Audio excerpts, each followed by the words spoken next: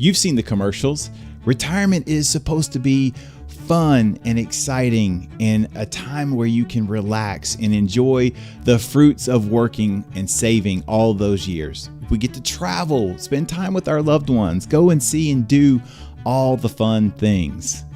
But is that reality? In fact, retirement can be a time of uncertainty and change.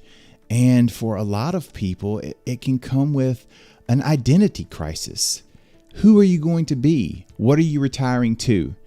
In this video, we're going to talk about aging in retirement. I'm going to share some ideas with you and some things that I think you need to be thinking about and planning for during your retirement years. Let's get into it. Okay, so we talked about retirement and that retirement is an exciting new season of life. But with any new season, there are some changes. There are things that we need to be thinking about. And one of those things is actually aging. I know no one seems to like to talk about aging, but aging for all of us is pretty much inevitable. And so what I want you to do is I want you to be equipped to think about aging, the impacts of aging, and hopefully aging gracefully. So what am I even talking about? One of the biggest studies out there right now is a study by Fidelity. They do the study every year, and they say that a 65-year-old couple should expect to spend $315,000 throughout the course of their retirement on health care. Now, that is a lot of money. Most people would absolutely love the opportunity to see $315,000 show up in their bank accounts, their investment accounts overnight, because that is a considerable sum of money.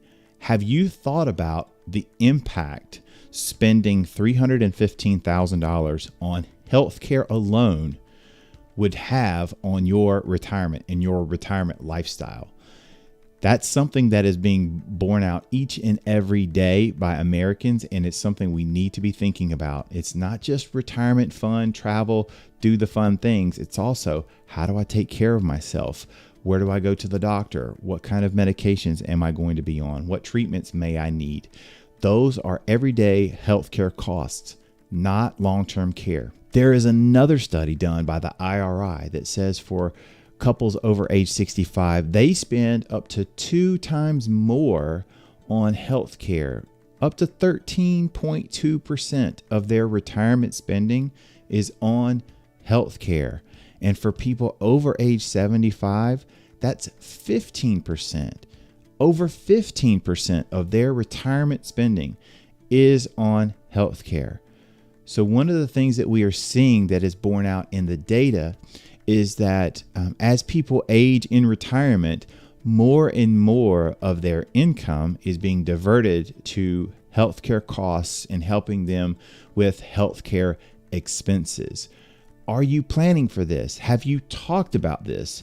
Do you have some things in place to help you adjust for these additional budgetary expenses? Because healthcare tends to go up at a little bit higher rate than inflation. All right, so be thinking about how you might deal with healthcare costs in your retirement years. The next thing I want to talk about is actually something that kind of flies underneath the radar, but I think it's very important, and it's a conversation that needs to be had. What is the plan for mom and dad? That's right. What is the plan for your aging parents? A lot of baby boomers find themselves in this sandwich generation where they have older or aging parents, but they also have, some of them still have children who haven't quite finished college, or maybe even adult children who are not financially independent yet. And they're feeling the strain and the pressure on their resources.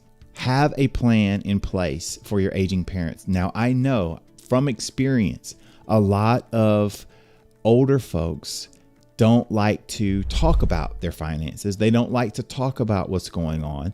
That's a mark of that generation, that their business was their business and they kept it private.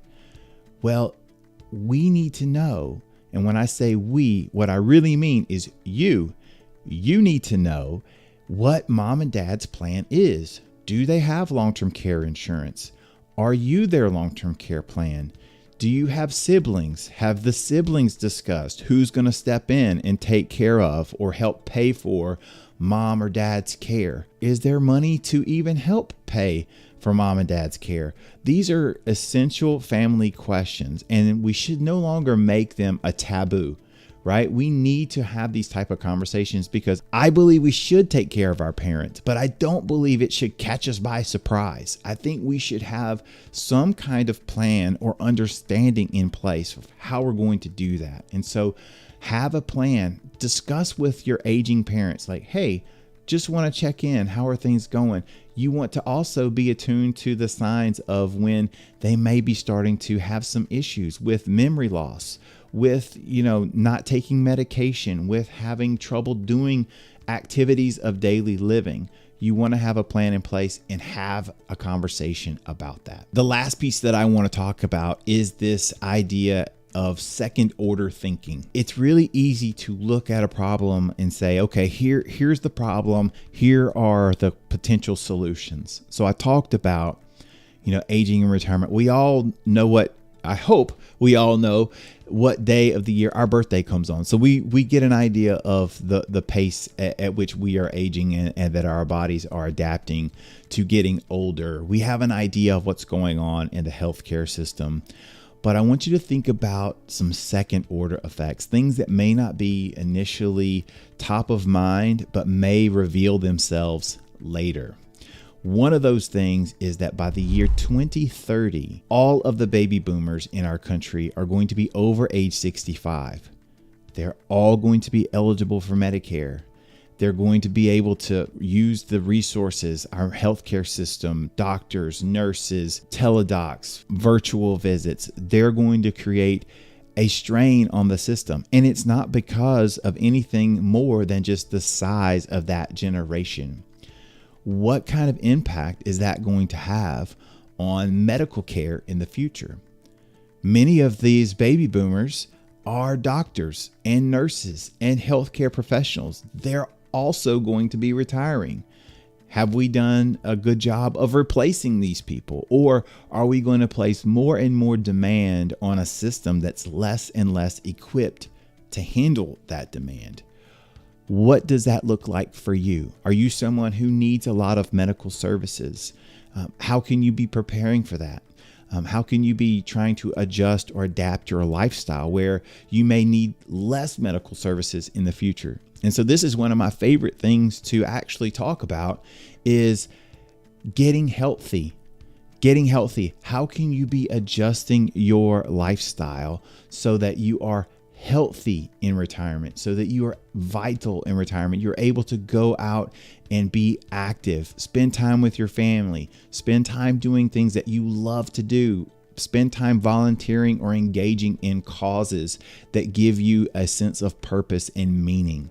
Because one of my real concerns is that people who are retiring are not going to be taking care of themselves, and then that we're going to have a healthcare system that is more and more strained and constrained by regulation and demand.